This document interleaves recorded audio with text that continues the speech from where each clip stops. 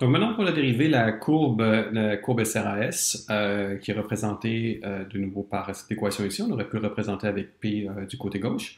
Donc, ce qu'on veut maintenant, qu'on a ce mécanisme qui est basé sur donc une rigidité des prix, on veut aller de l'avant avec une analyse dans ce contexte-là. Je devrais dire avant d'aller plus loin que il y a d'autres façons d'obtenir la même forme de courbe SRAS. Par exemple, dans les notes de cours, vous allez voir une approche qui est plutôt basée sur la rigidité des salaires au lieu d'être basée sur la rigidité des prix. Mais bon, comme l'analyse, comme le résultat final est très similaire, on va laisser tomber l'analyse dans ce cours-ci pour cette année. Donc, graphiquement, à quoi ça ressemble cette nouvelle courbe d'offres? Donc, je la représente ici. En haut, vous avez l'équation qu'on a obtenue plus tôt. Et vous avez une représentation avec deux courbes d'offres agrégées de court terme, SRAS. Donc, la première chose à remarquer, c'est que, premièrement, en fait, avant même d'aller à la note 1 ici, c'est de remarquer qu'il y a une relation positive entre le niveau d'output, le Y, et le niveau des prix. C'est pas surprenant parce que B ici est un coefficient positif. Deuxièmement, ce qui est important de réaliser, c'est que la position de la courbe SRAS est une fonction de PE, du niveau des prix anticipés. D'accord? Donc ici, vous avez entre autres deux courbes SRAS, chacune représentant une position pour une valeur de PE qui est différente, P1 ou P2. Maintenant, où se situe, quelle est la position de cette courbe SRS? Est-ce qu'on peut dire quelque chose à propos donc de sa position dans l'espace deux-dimensionnel qu'on a ici? Donc ça, c'est la note numéro 2 que vous avez ici qui dit au fond que, regardez l'équation en haut, d'accord? Remarquez qu'est-ce qui se passe quand Y est égal à Y pot ici. Donc, quand on a un quart de production qui est égal à 0, le dernier terme de l'équation, au fond, disparaît. Et tout ce qu'on obtient, c'est que P est égal à PE.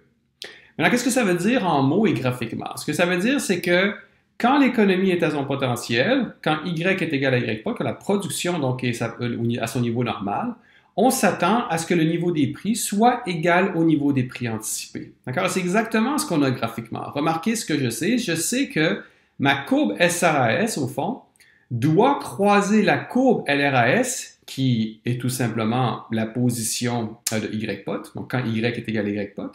Ça doit croiser la courbe SRAS exactement là où le niveau des prix est égal au niveau des prix anticipés dans ce contexte-ci. Okay? Donc, et dans le premier cas, SRAS croise LRAS à P1 est égal à PE. D'accord? C'est mon premier niveau des prix anticipés. Et si au contraire, j'ai un niveau des prix anticipés qui est plus élevé, donc sans surprise, ma SRAS est au-dessus de celle initiale. Donc, P2 ici est plus grand que P1. Et encore une fois, je sais que ça croise LRAS justement au niveau des prix anticipés. OK? Donc, ça, c'est pour la position de la courbe d'offre. Maintenant, pensons un peu à l'analyse d'un choc économique avec cette nouvelle courbe d'offre agrégée, cette courbe SRAS. Donc, ici, j'ai le graphique de base. Remarquez que, encore une fois, mon économie, à court terme, elle va se situer au croisement des courbes AD et SRAS. Et dans ce cas-ci, mon économie, au départ, est à son potentiel, à un niveau des prix P0. Donc, qu'est-ce qu'on va regarder? On va regarder un choc qu'on a déjà étudié pour faciliter la compréhension. Donc, on a ici une chute de la richesse des ménages. Est-ce qu'on sait ce que ça fait? Ça amène un déplacement vers la gauche de la courbe AD'. Maintenant, avant, dans le contexte de la courbe FPAS, qu'est-ce qu'on avait? On avait qu'à la suite de ce choc de demande agrégée, on aurait eu un équilibre ici, d'accord? C'est-à-dire au même niveau des prix P0. Okay? C'est là qu'on aurait eu un équilibre. Mais avec une courbe SRAS, donc il y a une pente positive, on a plutôt un équilibre à P'Y'. Donc le choc de demande négatif entraîne une récession, mais aussi entraîne une pression à la baisse sur les prix et sur l'inflation. Je pense qu'il est important de remarquer ici, puis de mentionner, c'est que comme dans à peu près tout modèle économique, on a une situation où lorsqu'on permet un certain ajustement des prix, on a moins d'ajustement des quantités. D'accord? Donc, au fond, la taille de la récession à la suite du choc de demande agrégée est moins importante. La chute des Y est moins importante que si les prix avaient été maintenus à leur niveau initial de P0. À l'extrême, si les prix étaient complètement flexibles, si donc les entreprises pouvaient toujours s'ajuster en temps réel, remarquez que ce modèle nous dirait qu'au fond, on serait toujours au croisement de AD dans ce cas-ci, et LRAS. C'est-à-dire que tout choc de demande n'aurait un impact que sur le niveau des prix. Les prix s'ajusteraient rapidement et non pas sur le niveau de l'output. C'est-à-dire l'output demeurerait à son niveau potentiel. Dans ce sens-là, sous l'hypothèse que les prix sont parfaitement flexibles, on revient au modèle classique dont on a discuté dans la première partie du cours, où notre économie est au fond toujours sur sa tendance de long terme. Okay? C'est seulement quand les prix ne s'ajustent pas qu'on dévie de cette tendance de long terme. Bon, cette prédiction tombe bien parce que c'est exactement ce qu'on a observé durant la Grande Récession. Donc, durant la Grande Récession, non seulement on a eu une chute du PIB réel, mais on a eu aussi une chute du taux d'inflation, d'accord, comme on peut le voir ici dans le graphique. Éventuellement, qu'est-ce qui va se passer? Bon, là, on est rendu à une situation, on a une récession, on a une pression à la baisse sur l'inflation, donc on a P', Y'. Ben, éventuellement, nos entreprises vont ajuster petit à petit leurs anticipations de prix. Et qu'est-ce que ça veut dire d'ajuster leurs anticipations de prix? Ben, quand ils voient les prix qui chutent dans l'économie ou qui sont plus faibles que ce qu'ils auraient été normalement, ben, ils se disent, ils ajustent leurs anticipations et quand ils vont signer de nouveaux contrats, d'accord, ils vont les signer avec des prix plus faibles que normal. Et donc, qu'est-ce que ça veut dire ça? Ben, s'ils baissent les anticipations, rappelez-vous ce que ça veut dire, ben, ça a un impact sur la position de la courbe SRAS. Donc, un PE plus faible va amener un déplacement vers le bas de ma courbe SRAS éventuellement. Hein, ça peut prendre un certain temps, comme on le sait sur la base de l'évidence empirique. La SRAS se déplace vers le bas et donc on se retrouve maintenant à un équilibre où les prix sont encore plus bas qu'avant, mais par contre, mon PIB réel se rapproche de son potentiel. En d'autres mots, on a une économie ici qui revient, si vous voulez, vers son potentiel. L'écart de production, naturellement, se résorbe.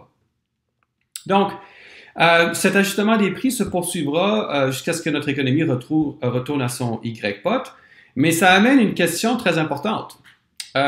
Pourquoi est-ce qu'au fond, on devrait essayer de combattre les récessions?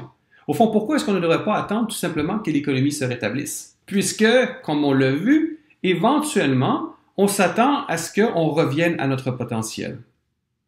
Il y a deux raisons principales pour lesquelles la grande majorité des macroéconomistes vont dire que non, attendre n'est pas une bonne option. La première, ben, c'est parce que l'attente pourrait être très longue. D'accord? L'ajustement des salaires et des prix dans l'économie a tendance à être lent. Ces deux variables nominales sont rigides. Et donc, au fond, une situation pénible pourrait demeurer pénible pendant très longtemps. La deuxième raison, c'est que non seulement c'est pénible, mais qu'au fond, on pourrait avoir une situation où la récession, qui est un phénomène intrinsèquement cyclique, d'accord, temporaire, pourrait entraîner des coûts à long terme pour l'économie. Okay? Donc, une façon de le voir, au fond, on en voit un bon exemple ici. Remarquez le PIB potentiel, donc le PIB réel, c'est un graphique qu'on a déjà vu ensemble. Et remarquez qu'est-ce qui se passe avec la ligne bleue, celle qui correspond au PIB potentiel, à la suite de la crise 2008-2009. Regardez, vous remarquez qu'au fond, la courbe fléchit d'un certain côté. C'est-à-dire qu'on se retrouve éventuellement à un niveau de PIB potentiel qui est plus faible que ce qu'on aurait eu si on avait continué sur la même tendance. Donc, on peut dire qu'à un certain niveau, on peut penser que, justement, la dernière crise a eu un impact sur le PIB potentiel. À travers quel mécanisme? Il y en a plusieurs, mais disons deux principaux. Un qu'on connaît déjà, qui est que durant une récession, les entreprises investissent moins. Si elles investissent moins, ça va avoir un impact sur l'accumulation de capital, dont notre cas, plus tard, va être probablement plus bas que ce qu'il aurait été normalement, du moins durant une certaine période. Une autre possibilité, c'est ce qu'on appelle l'effet d'hystérèse. C'est-à-dire que les gens qui se retrouvent sans emploi pendant une longue période de temps, certains économistes croient que ces gens-là perdent au fond du capital humain. D'accord? C'est au fond leur capital humain se déprécie, si vous voulez. On est peut-être habitué, je ne sais pas, un employé qui travaille avec des logiciels, qui se retrouve sans emploi pendant 2 ou 3 ans.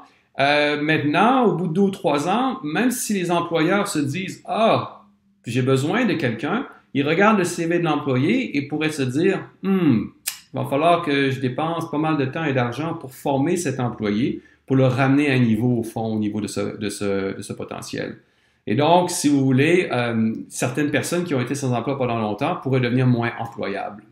Okay. Donc, pour ces raisons, On a tendance à croire que dans une situation récessionniste, les décideurs économiques devraient plutôt utiliser les outils qu'ils ont à leur disposition pour ramener l'économie vers son potentiel.